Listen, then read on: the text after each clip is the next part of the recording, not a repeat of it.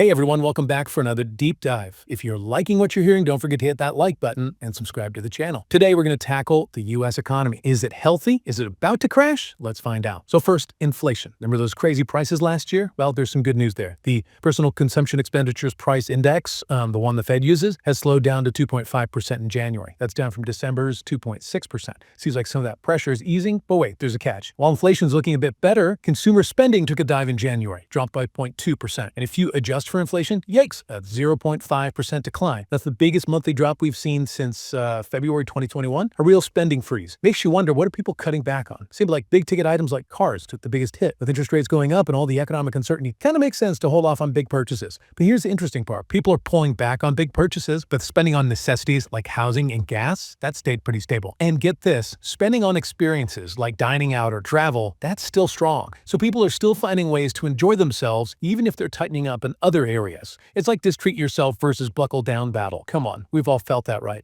So how does all this fit into the bigger economic picture? Well, we know GDP growth is slowing down, businesses aren't investing as much, and consumer sentiment is dipping. Plus, we're seeing a little bump in jobless claims. Not exactly painting a rosy picture, is it? So is this just a temporary thing, or are these warning signs for something worse? Tough to say. Maybe January's spending slump was just a post-holiday hangover. After all, everyone kind of goes a little overboard during the holidays. Maybe folks are just reining it in come January. Plus, let's not forget all the crazy weather we've had and those terrible wildfires in California. Rebuilding extra stuff like that takes a toll, both financially and emotionally. Got to consider those factors too. But here's another interesting twist. While spending's down, savings are actually up. Savings rate shot up to 4.6% in January. That's a big jump. What's driving that, I wonder? Fear of what's coming. Strategic move to build a cushion. Maybe a bit of both. Now, here's a possible silver lining. Incomes actually went up by 0.9% in January. So people do have more money. Maybe they'll start spending again once things settle down a bit. Gotta stay optimistic, right? Now, let's dig a little deeper into inflation. We've got overall inflation, which includes, everything. But then there's core inflation, which takes out the volatile stuff like food and energy prices. That gives us a better look at the underlying trends. So what's the deal with core inflation? Well, actually went up a little in January, hitting 2.6% from a year ago. Remember, the Fed wants that 2% inflation target. So even though overall inflation is looking better, this core inflation uptick tells us maybe the Fed's not quite ready to celebrate yet. The big question on everyone's mind: will the Fed cut interest rates anytime soon to give the economy a boost? Some experts think so. They say lower interest rates would encourage borrowing and spending, giving the economy that kickstart it needs. Others are saying, hold on, not so fast. Cutting rates too soon could fire up inflation again and undo all the progress we've made. So the Fed's in a tough spot, trying to find that balance between boosting growth and keeping inflation under control. They're walking a tightrope, and the stakes are high. And speaking of high stakes, we can't forget the political angle here. Politicians are watching all this economic data like hawks, using it to shape their messages and policies. Senator Elizabeth Warren, for example, has been pretty vocal about urging the Fed to cut rates. She's warning about potential negative consequences if they don't.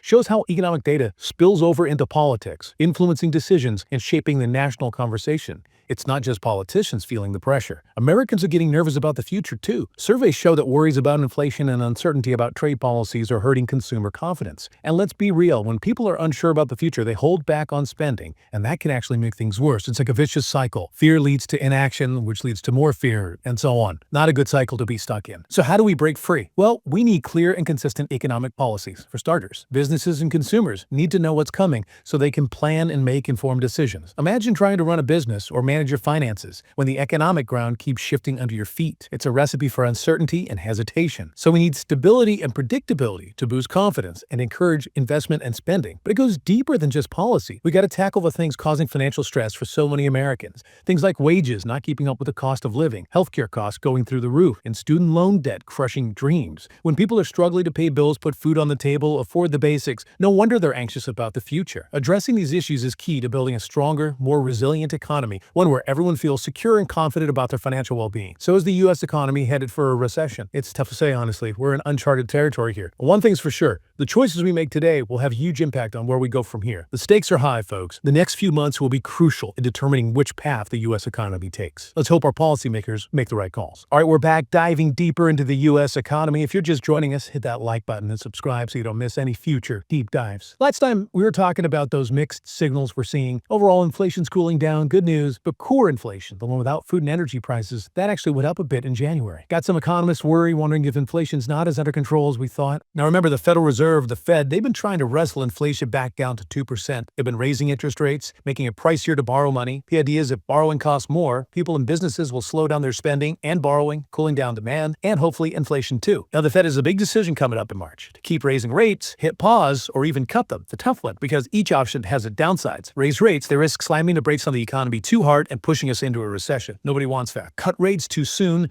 they risk that inflation spike again, back to square one. And if they just pause, well, maybe they're missing a chance to either help the economy or keep inflation down. It's the real balancing act. So the Fed's walking a tightrope, trying to support economic growth while also keeping inflation in check. They're poring over all the data, every economic indicator, trying to figure out what the economy is going to do next. It's like predicting the weather, but with way higher stakes. Now, let's shift gears a bit and talk about something that's been weighing on the economy. Consumer confidence. Surveys show that Americans are feeling pretty uncertain about the future. Some of that's coming from those worries about inflation. Yeah, it's cooling down, but it's still higher than we've been used to for a while.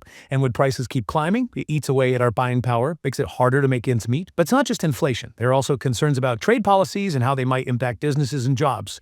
When there's that uncertainty, businesses hold back on investments, consumers hold back on spending. Everyone's in wait-and-see mode. And here's where things get tricky. This lack of confidence can turn into a self-fulfilling prophecy. If people think the economy is going downhill, they'll cut back spending. And that can actually make things worse. It's like this negative loop. Fear leads to inaction, which leads to more fear, and so on. Not a good place to be. So how do we break out of this cycle of economic anxiety? Well, first off, we need clear and consistent economic policies. Businesses and consumers need to know what to expect so they can plan for the future and make good decisions. Imagine running a business or just managing your personal finances when the economic ground keeps shifting under your feet. It's a recipe for uncertainty and hesitation. We need that stable, predictable environment to boost confidence and get people investing and spending again. But it's not just about policies. We also need to address the root causes of that financial stress so many Americans are feeling. Things like wages not keeping up with the rising cost of living, healthcare costs going through the roof, and that student loan debt burden holding people back. When people are struggling to pay bills, put food on the table, afford the essentials, of course, they're going to be anxious about the future. We need to address those underlying issues to build a stronger, fairer economy where everyone feels secure and confident about their financial well-being. So, bottom line, is the U.S. economy headed for a recession? It's tough to say for sure. The economy is this complex, ever-changing thing. But one thing's clear, the choices we make today, they'll have a big impact down the road. The stakes are high, folks. We're back for the final part of our deep dive into the U.S. economy. Make sure you've hit that like button and subscribe to the channel if you haven't already. We've gone through a lot, from inflation to how people are spending their money and what the Fed's doing about it all. But now the big question, a million-dollar question. What's next for the U.S. economy? Well, if this deep dive has taught us anything, it's that the economy is a pretty complex thing. So many factors at play, both here and around the world, and it's notoriously hard to predict what will happen next. But hey, that doesn't mean we're flying blind. By looking at the data, understanding what's driving things, and considering different perspectives, we can get some pretty good insights into where the economy might be headed. Think of it like driving on a winding road. You might not see what's around every bend, but if you keep an eye on the signs, check the map, and adjust your course when you need to, you can navigate those twists and turns and get where you need to go. So what are those economic road signs telling us? Well, like we talked about, we're seeing a mix of good and not so good signs. On the plus side, inflation's easing up, the job market's strong with low unemployment, and incomes are rising. Those are all healthy signs.